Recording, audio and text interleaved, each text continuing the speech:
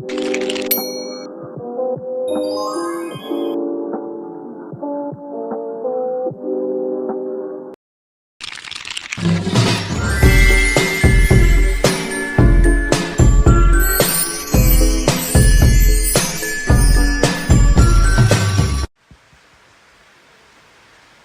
Swastiastu.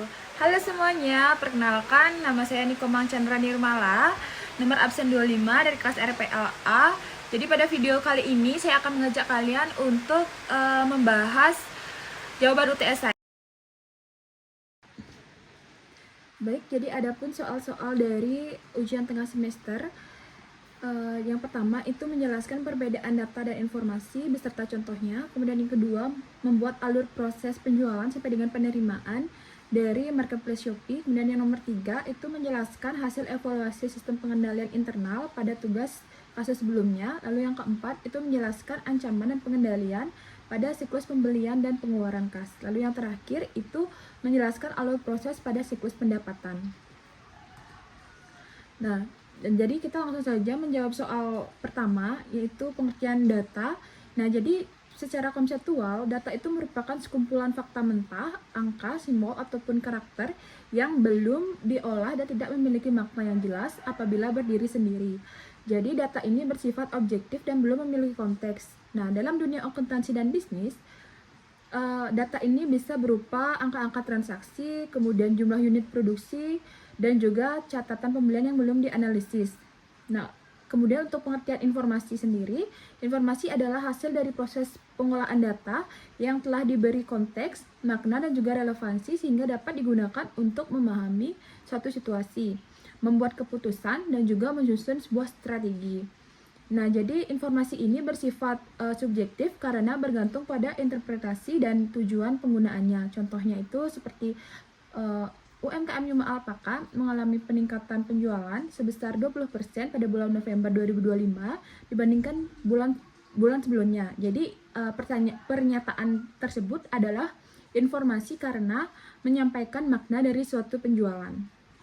Nah, jadi yang kedua itu sebuah alur proses penjualan hingga penerimaan dana di marketplace Shopee. Jadi alur yang pertama itu pendaftaran dan pengaturan toko. Jadi sebelum penjualan dimulai, penjual itu harus yang pertama membuat akun Shopee dan mendaftar sebagai penjual, kemudian melengkapi profil toko seperti nama, deskripsi, logo, alamat, dan nomor rekening. Kemudian mengunggah produk dengan informasi lengkap seperti nama, deskripsi, harga, stok, variasi, dan juga foto. Lalu penerimaan pesanan atau order masuk itu pembeli melakukan pemesanan dan memilih metode pembayaran. Kemudian Shopee mengirimkan notifikasi kepada penjual bahwa ada pesanan baru. Jadi status pesanan akan berubah menjadi akan dikirim ataupun perlu dikirim. Nah, lalu pengemasan dan pengiriman barang. Nah, penjual mengemas barang sesuai dengan standar Shopee seperti aman, rapi, dan juga sesuai dengan deskripsi. Nah, lalu penjual mencetak resi pengiriman dari sistem Shopee, lalu barang diserahkan ke jasa kirim yang telah dipilih pembeli, misalnya JNT, JNE, ataupun juga bisa si cepat. Lalu status pesanan itu akan berubah menjadi sedang dalam pengiriman. Nah, lalu selanjutnya konfirmasi penerimaan oleh pembeli, di mana setelah barang diterima, pembeli itu wajib mengonfirmasi penerimaan barang di aplikasi Shopee. Lalu jika pembeli tidak mengonfirmasi dalam waktu tertentu, biasanya itu sampai 2-3 hari, itu sistem Shopee akan otomatis mengonfirmasi penerimaannya. Lalu pelepasan dana ke penjual. Nah, setelah konfirmasi penerimaan Shopee akan memproses pelepasan dana ke dompet penjual seperti Shopee Pay ataupun juga rekening bank. Nah, penjual ini dapat menarik dana ke rekening pribadi sesuai dengan jadwal penarikannya. Baik, kita lanjutkan ke jawaban soal nomor 3, yaitu membahas hasil evaluasi sistem pengendalian internal pada toko sejahtera. Jadi, pertama itu pendekatan evaluasi. Nah, jadi evaluasi di sini dilakukan menggunakan kerangka kerja COSO dan juga internal control questionnaire. Nah, jadi COSO ini menilai 5 komponen utama seperti diantaranya lingkungan pengendalian, penilaian risiko, dan juga aktivitas pengendalian. Lalu yang terakhir itu informasi dan komunikasi serta pemantauan. Nah, jadi yang kedua itu hasil evaluasi berdasarkan area, di mana pada pertanyaan umum skor IA itu mendapatkan 15/15, presentasinya 100% untuk struktur organisasi dan kebijakan berjalan dengan baik. Kemudian untuk penjualan itu yang memilih IA adalah 18/20, presentasinya 90% dari pemisahan fungsi dan kebijakan penjualan efektif. Lalu untuk piutang yang memilih yaitu 10/11, di mana persentasenya adalah 91% untuk penagihan dan pemantauan pelanggan baik. Kemudian untuk penerimaan kas itu 6,9, jadi persentasenya 66,6% untuk terdapat kelemahan pada prosedur penyetoran dan pemisahan tugas. Lalu untuk pembelian itu 19/22, di mana untuk persentasenya itu 86,3%. Keterangannya kontrol supplier dan kebijakan pembelian efektif. Lalu untuk utang itu yang memiliki ada 15/16, di mana untuk persentasenya itu 93,7%. Keterangannya otorisasi dan dokumentasi yang lengkap. Kemudian yang terakhir itu pengeluaran kas yang memilih yaitu 8/9, di mana untuk persentasenya 88,8%. Jadi keterangannya itu adalah pemisahan fungsi 2 kontrol dokumen efektif. Nah, jadi dari skor totalnya 84 dari 95 pertanyaan itu 88,4% menunjukkan bahwa pengendalian internal toko sejahtera ini tergolong efektif secara keseluruhan. Nah, untuk kesimpulan umumnya, jadi sistem pengendalian internal pada toko sejahtera ini secara umum sudah efektif dan berjalan baik. Nah, jadi area penerimaan kas merupakan titik terlemah yang memerlukan perhatian khusus. Nah, jadi fondasi organisasi yang kuat terlihat hasil tertinggi pada pertanyaan umum, di mana itu mendapatkan 100%, lalu dan utang itu mendapatkan presentasinya 93,7%. Lalu untuk adapun rekomendasi perbaikan, di sini yang pertama itu memperkuat prosedur penerimaan kas dengan melakukan penyetoran kas harian, dokumentasi lengkap dan juga pemisahan fungsi. Lalu yang kedua itu melakukan pemantauan berkelanjutan melalui audit internal rutin untuk memastikan efektivitas kontrol. Kemudian yang ketiga itu adakan pelatihan karyawan itu untuk meningkatkan kesadaran tentang pentingnya pengendalian internal.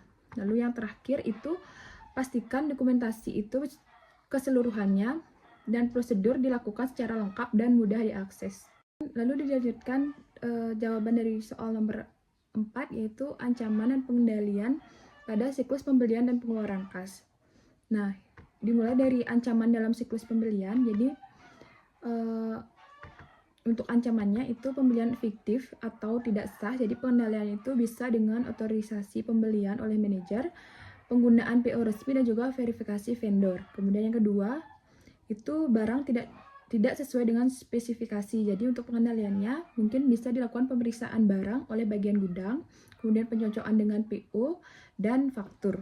Nah, jadi yang ketiga itu pembelian dari vendor tidak terpercaya. Jadi untuk pengendaliannya mungkin bisa melakukan evaluasi dan seleksi vendor secara berkala, daftar vendor tetap. Kemudian dilanjutkan dengan ancaman dalam siklus pengeluaran kas. Yang pertama untuk ancamannya itu pengeluaran kas tanpa bukti transaksi. Jadi pengendalian itu bisa dengan melakukan penggunaan bukti kas keluar, otorisasi oleh pejabat keuangan. Kemudian yang kedua, duplikasi pembayaran kepada vendor. Untuk pengendaliannya itu sistem pencatatan terintegrasi, pengecekan faktur sebelum pembayaran. Lalu selanjutnya itu penyalahgunaan dana oleh pihak internal.